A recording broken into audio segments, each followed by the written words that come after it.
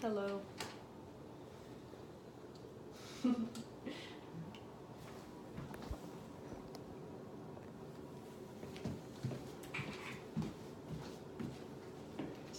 Hi, I'm Grace Spiegelin, and this is my speech, The Early Bird Doesn't Always Get the Worm. Imagine a high schooler in America waking up for their first class, 7:30, depending on the high school, and they're very tired from having 2 or 3 hours less sleep than the doctor recommends, 8 to 10 hours. They had laid restlessly in their bed the night before, and because of this sleep deprivation, they're not learning properly in their classes the next day of school. Is this a stereotype? Do any of you guys think this is a stereotype for American teenagers? Yes. It is actually not a stereotype. Teens across the US are, because of their brain chemistry, they're losing sleep every day from school because they have to wake up so early because they're typically the earliest start time of school, middle schoolers and high schoolers. All 4 years of my high school experience, I had felt these effects being tired during especially my first, second, and third, maybe all day during class. Today I'll be discussing how the adolescent brains handle sleep hormones, melatonin, how early start times do harm to teenage students in high schools today, and how and why these start times should be pushed back and later in the day. According to the American Academy of Pediatrics, schools should not start any earlier than 8:30. Melatonin in students in high school and middle school ages, 12 to 18, is usually released later at night than any adult. If this release happens, say 11 p.m., a usual 8 hours of sleep would require them to wake up at 7:30, maybe even as late as 9, to get the full 8 to 10 hours of sleep that a doctor would usually recommend. To be ready for school, given the longest time a teenager would need to be ready, they would have to get up at 5 a.m., up to 3.5 hours less sleep than the doctor would recommend. This lack of sleep is an enormous factor in how students learn. If they're groggy from the minimal amount of sleep, they cannot be expected to learn properly in schools.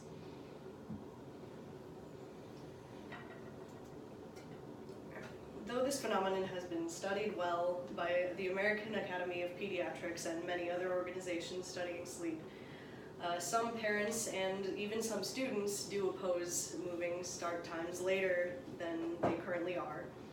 One of my peers, for example, in the beginning activity for the speech, claimed that the early start time is a great way of preparing us for joining the workforce in high school. However, when you think of joining the workforce, you would think 9 to 5 job, which is the perfect start time for most students to wake up, 7 a.m. to get ready 2 hours later for work. In reality, not most, but many jobs would be starting a lot later than the average high school start time. Aside from students, a lot of parents would worry about pushing these high school and middle school times to much after their usual start times. Parents would worry about moving extracurricular activities to later in the day to accommodate for the entire school day to be moved forward, which would create less time for homework for their children. However, many students would realize that since they don't have as much time in the afternoon, that maybe they would have to sacrifice a couple of activities and would choose homework because, as it's very heavily emphasized in school, academics come first. The parents would also worry about their younger children, i.e. elementary schoolers, to be left in the darkness at the very early times that would be apparently replacing the elementary school times that are currently going on, 8:30 for my community elementary school. However, the best solution that I am about to propose does not involve an earlier start for the younger students.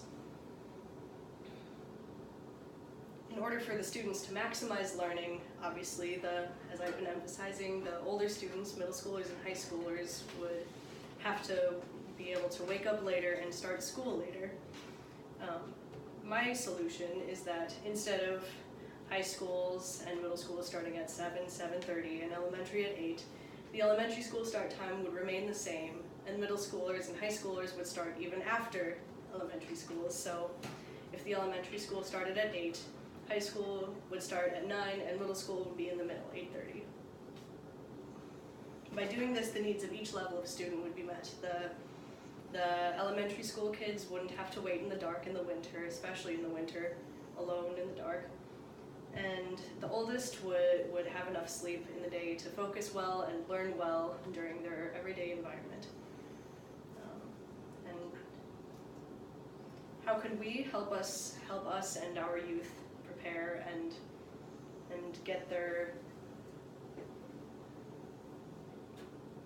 get the start times that they need? We'll petition and vote for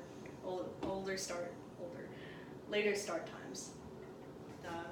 In California, a couple of years ago, they actually petitioned and voted, and almost voted, to pass a bill that would ban any start times earlier than 8:30 p.m. Though they were only a few votes short in 2017, they're voting again later this year to hopefully finally get the bill passed, so students in California, and hopefully eventually the rest of the country, will be able to start at the right time so they can learn properly and become the best adults they can be. As these Californians realized, high school and middle schools started way too early for their students to learn effectively. Because of their brain chemistry, a full 8 hours of sleep would be basically impossible at the typical start time that most American schools have.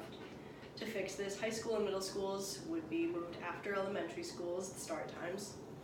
And we as community members, parents, and former students will need to do is to petition and change the rules that have gone on for far too long and help our students become the best adults they can be.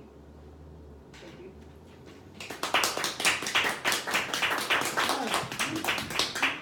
Awesome. And here they are again.